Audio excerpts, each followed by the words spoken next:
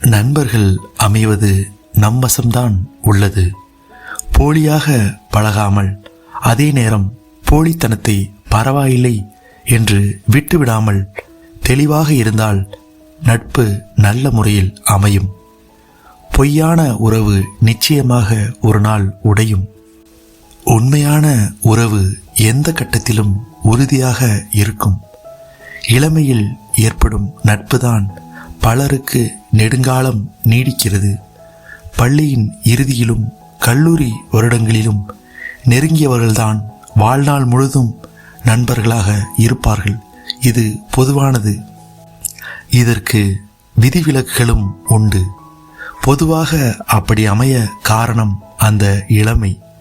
உணர்ச்சிகளையும் ரசனைகளையும் போலியாக வெளிக்காட்டாத அந்த பருவம். அந்த குறை நிறைகளோடு ஒருவர் மற்றவரை ஏற்றுக்கொண்ட பின்னாளில் கருத்து வேறுபாடு சிறிய கோபமாக வெளிவருமே தவிர வெறுப்பாய் கசப்பாய் அது மாறாது.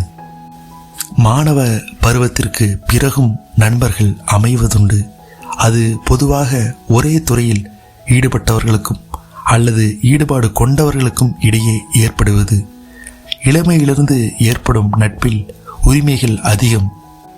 சமூக விதிகளுக்கு அங்கீகாரம் குறைவு.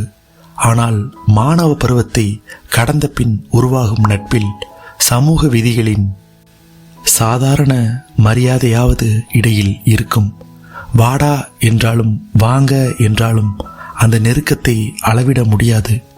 ஆனால் நண்பர்களில் இடையே சமுதாய நிர்பந்தமாக மரியாதை இருக்க முடியாது. நட்பில் பிரிவு ஏற்படலாம். வேலைக்காக வேறிடம் போவது, தனிப்பட்ட வாழ்வின் இறுக்கத்திலும் பிரச்சனைகளாலும் சந்திக்க முடியாமல் போவது ஆகியவை நண்பர்களை தற்காலிகமாக பிரிக்கலாம். நட்பில் பிரிவு தற்காலிகம்தான்.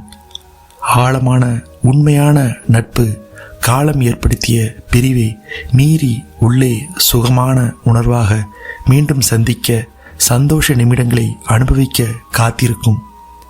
நிஜமான நட்பில் முறிவே கிடையாது. மரணம் மட்டுமே நண்பர்களை நிரந்தரமாக பிரிக்கும். என் வாழ்க்கை துணைக்கு என் நண்பனை பிடிக்கவில்லை என்பதால் நட்பை துறந்தால் அது நட்பு கிடையாது. அதே நேரம் நம் நண்பனை நமக்கு நெருக்கமான பிறரும் அங்கீகரிக்க வேண்டிய அவசியம் கிடையாது. இதை புரிந்து கொண்டால் நட்பின் சுகம் கூடும். இந்த விஷயத்தை தெளிவாக ஆராயாமல் ஒத்தி போட்டால் எல்லா உறவுகளும் குழப்பமாகும். ஆண்களுக்கும் பெண்களுக்கும் நம் நாட்டில் நட்பில் ஒரு வித்தியாசம் உண்டு. தன் நெடுநாள் நண்பனை தனக்கு திருமணமான பின்னும் ஒரு ஆண் தொடர்ந்து சந்திக்கவும் பழகவும் முடிகிறது. பெரும்பாலான பெண்களுக்கு இது முடியாமல் போகிறது. படிப்பு முடிந்த பின்னோ திருமணம் ஆன பிறகோ பல பெண்கள் தன் சிநேகிதிகளின் தொடர்பை இழந்து விடுகின்றனர். இது இன்றைய சமுதாய நடைமுறை, விதிமுறை அல்ல. இரு பெண்களுக்கு இடையே உள்ள ஆழமான நட்பு கூட திருமணத்திற்கு பின் விலகி போக வேண்டிய நிலையில் ஆண் மற்றும் பெண் நட்பில் உள்ள நடைமுறை சிக்கல்கள் அதிகம். நட்புக்கும் காதலுக்கும் நிறைய பேருக்கு வித்தியாசம் புரியாததால் ஆண் பெண் நண்பர்கள் பலர் தொடர்ந்து பழக முடியாமல் பிரிய நேர்கிறது. இதற்கு பிறர் பார்க்கும் பார்வை மட்டும் காரணமல்ல, நம் கோணத்தின் கோணலும் காரணமாகலாம். இனிதாய் பழகும் பெண்களை எல்லாம் நண்பர்களாக கருதாமல் காதலிகளாக நினைக்கும் குழப்பமிக்கவர்கள் நம் நாட்டில் அதிகம். நட்பையும் காதலையும் புரிந்து கொண்டால் வாழ்க்கை சுகமாகவும் வளமாகவும் அமைத்து கொள்ள அவை உதவும். உறவுகளில் மிகவும் முக்கியமானவை, உதவியானவை நட்பும் காதலும் தான். நான் உங்கள் மிகிரா. அன்பு வணக்கங்கள்.